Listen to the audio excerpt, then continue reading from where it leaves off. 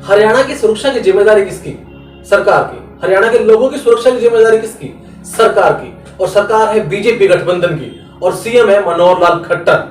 जी हाँ, उनका बयान इन दिनों काफी वायरल हो रहा है। नूंह में हिंसा भड़कने के बाद लगातार मीडिया के सामने आकर वो स्थिति के बारे में बता रहे हैं, लेकिन इस दौरान उन्होंने एक ऐसा बयान दे दिया जो अब मार्केट में काफी ज्यादा वायरल हो रहा है और लोग सवाल कर रहे हैं कि आखिर उनका यह बयान इतना गैर जिम्मेदाराना कैसे हो सकता है। सबसे पहले उनका बयान सुनिए। और आप ये मानिए, हर व्यक्ति की सुरक्षा न पुलिस कर सकती है, न आर्मी कर सकती है, न आप और हम कर सकते। सुरक्षा के लिए भी एक वातावरण बनाना पड़ता है और वातावरण समाज में एक सामंजस्य, सद्भाव, इसके लिए पहला प्रयत्न करना पड़ता है। तो आपने सुना, उनका कहना है कि सबको सुरक्षा देना संभव नहीं है। ये जरूरी नहीं है कि हर नागरिक की सुरक्षा सरकार नहीं कर सकती है। ये अपने आप में एक सवाल निशान उन लोगों के लिए भी बन जाता है, सवाल उनके लिए भी बन जाता है जिन्होंने सरकार को अपने वोट से चुनकर भेजा।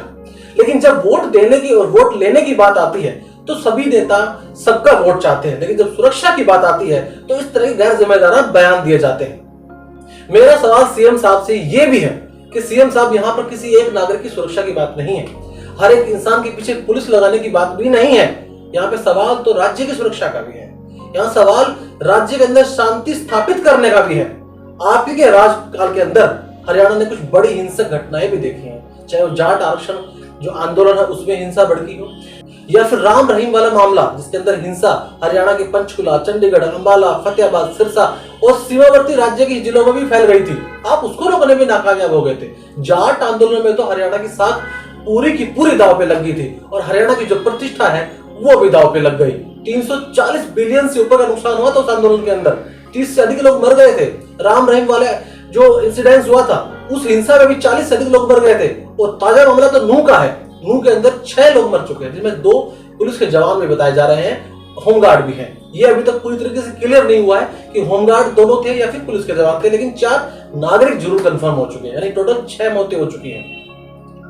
नूंह में जो हिंसा भड़की वो इस कदर भड़की कि उसने आसपास के जिलों को भी अपने चपेट में ले लिया। गुड़गांव के अंदर स्कूल बंद रहे, फरीदाबाद में नेट बंद था, यहां तक कि रेवाड़ी, गुड़गांव, फतेहाबाद और अन्य जिलों से भी सुरक्षा बल लाने पड़े ताकि स्थिति को कंट्रोल में लाया जा सके। लेकिन स्थिति कंट्रोल में शायद उस वक्त नहीं आई।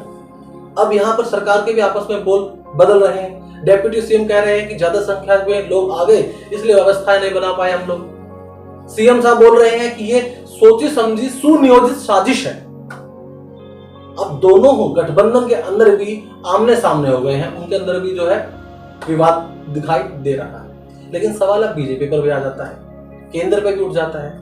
जहां जहां चुनाव होते हैं उनका डायलॉग होता है कि डबल इंजन की सरकार लाइए, अपने राज्य के अंदर जो आपका राज्य है उसमें सुरक्षा, शांति और सांप्रदायिक दंगे नहीं होंगे।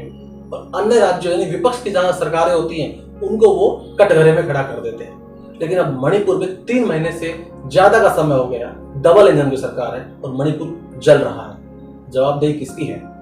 हरियाणा में हिंसा भड़क गई है, डबल इंजन की सरकार है, जवाबदेही किसकी है? और रही बात मनोहर लाल खट्टर जी के बयान की, तो उनके इस तरह के गैर जिम्मेदाराना बयान उनके अपने शासनकाल के अंदर जो घटना घटित हुई है उस पर भी लागू होते हैं कि आप हर प्रत्येक नागरिक की सुरक्षा की बात करते हैं, इतने बड़े बड़े हिंसक मामलों में भी आपकी सरकार विफल रही है। आपका इस पर क्या कहना है कि क्या मनोहर लाल खट्टर का जो ये बयान है वो कितना गैर जिम्मेदाराना है? क्या उनके ऊपर ये सवालिया निशान खड़े नहीं कर रहे हैं, उनके कार्य प्रणाली पर सवालिया निशान खड़े नहीं कर रहे हैं? आप कमेंट बॉक्स में जरूर बताइएगा और बने रहिए मेरे साथ, यानी देखते रहिए क्लिक इंडिया। धन्यवाद।